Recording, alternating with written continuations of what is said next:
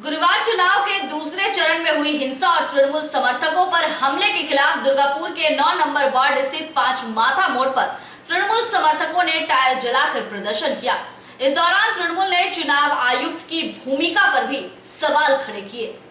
पश्चिम बंगाल में गुरुवार चुनाव का दूसरा चरण था और इस दौरान जगह जगह तृणमूल के समर्थकों पर हमले किए गए हैं।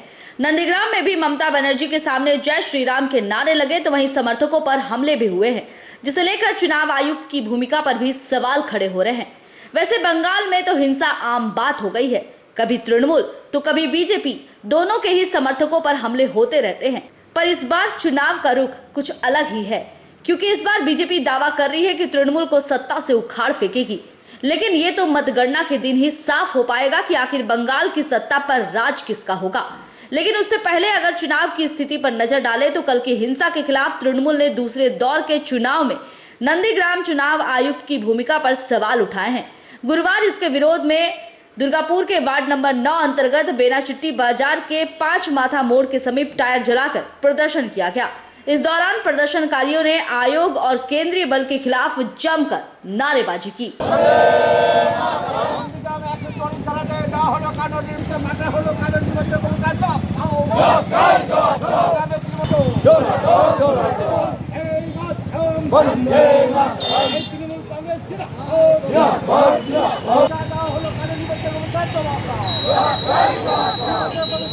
আজকে নন্দীগ্রামে যেভাবে নির্বাচন কমিশনার এবং সেন্ট্রাল ফোর্সকে দিয়ে অবাধ যেভাবে ভোট যেভাবে এরা আপনার ছাপ্পা মেরেছে, লুট করেছে, তারই প্রতিবাদে আমরা আজকে 9 নম্বর ওয়ার্ড তৃণমূল কংগ্রেসের পক্ষ থেকে একটি বিক্ষোভ মিছিল করলাম।